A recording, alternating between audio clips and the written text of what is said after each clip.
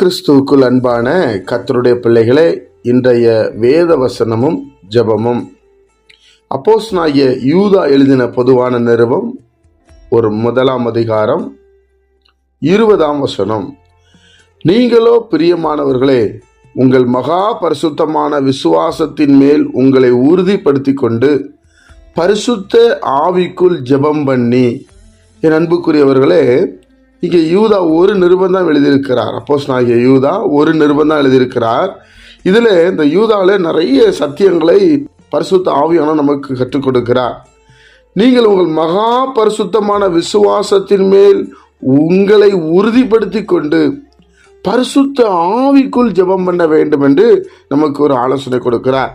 என் அன்புக்குரியவர்களே, நம்ம ஜெபம் எல்லாம் ஆண்டவரை வழக்கமாய் ஜெபிக்கிறபடியே இருக்கிறது.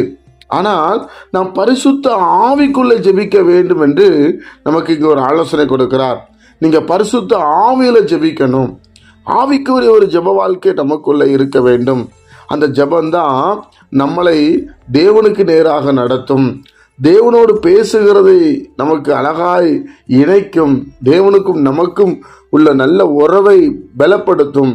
அப்போ ஆவிக்குரிய ஒரு ஜெபம், பரிசுத்த ஆவிக்குள்ள ஆவியிலே நிறைந்து ஜெபிக்கிறவர்களாய் நாம் காணப்பட வேண்டும் என்று கர்த்தராகிய இயேசு கிறிஸ்து விரும்புகிறார். என் அன்பு கர்த்தருடைய பிள்ளைகளே, ஆவியில ஜெபிச்சா உங்களுக்கு ஜெபிக்க நேரம் போறதே தெரியாது. கர்த்தருடைய நாமத்தினாலே நீங்க அழகா ஜெபிக்க ஜெபிக்க ஜெபிக்க ஜெபிக்க இன்னும்னு சொல்லி உங்க இருதயம் அப்படி ஜெபத்துல ஒரு வாஞ்சி ஆகிவிடும்.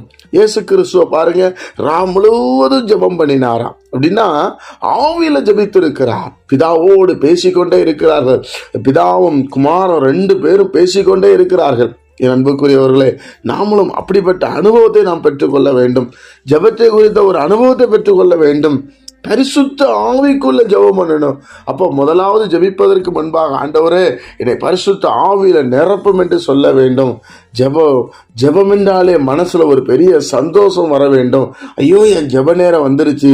ஐயோ, நான் ஜெபிக்க போறேன். ஏசப்பாவட்ட நோக்கி பேச போகிறேன். என் காரியெல்லாம் சொல்ல போகிறேன். அவர் பேசுகிறது நான் கேட்க போகிறேன் என்பதை குறித்ததான ஒரு பெரிய சந்தோஷம் நமக்குள்ள வர வேண்டும். என் அன்பு கர்த்தருடைய பிள்ளைகளே, இன்றைக்கு நம்ம பரிசுத்த ஆவிக்குள்ள ஜெபம் பண்ணுவோமா? பரிசுத்த ஆவி நிறைவோடு ஜெபம் பண்ணுவோமா? நிச்சயமாக பரிசுத்த ஆவியான நமக்கு உதவி செய்வார். நீங்கள் கேட்கிற காரியங்களிலே உதவி செய்வார். உங்க ஜெப வாழ்க்கை நல்ல ஒரு பெரிய திருப்திகரமான ஒரு காரியமா இருக்கும். நீங்க பரிசுத்த ஆவியில ஜெபிச்சிட்டீங்கன்னா அதுக்கப்புறம் அந்த காரியத்தை குறித்து நீங்க கலங்கி கண்ணீர் வடிக்க மாட்டீங்க. அதைத்தான் இங்கே வேதம் சொல்லுகிறது. ஜெபிப்போமா? நீதியின் பிதாவே, உம்முடைய குமாரன் இயேசு கிறிஸ்துவின் நாமத்தில் நாங்கள் வருகிறோப்பா. எங்களுக்கு இந்த பரிசுத்த ஆவிக்குள்ள ஜெபிக்கிறதற்கு ஆண்டவரே நீர் எங்களுக்கு கிருபை செய்யும்படி நாங்கள் ஜெபிக்கிறோம் ஐயா. ஜெபத்தை ஒரு நல்ல சுவையான அனுபவமா எங்களுக்கு மாற்றி தாரோம் ஐயா. இயேசுவின் நாமத்தில் நாங்கள் ஜெபிக்க, பரிசுத்த ஆவியில நிரம்பி நாங்கள் ஜெபிக்க, அந்நிய பாஷைகளை நிரம்பி நாங்கள் ஜெபிக்க, ஆவியில நிரம்பி நாங்கள் ஜெபிக்க எங்களுக்கு கிருபை தாரோம் ஆண்டவரே. ஆவிக்குரியவன் எல்லாவற்றையும் நிதானிக்கிறான் என்று வேதம் சொல்லுகிறதப்பா.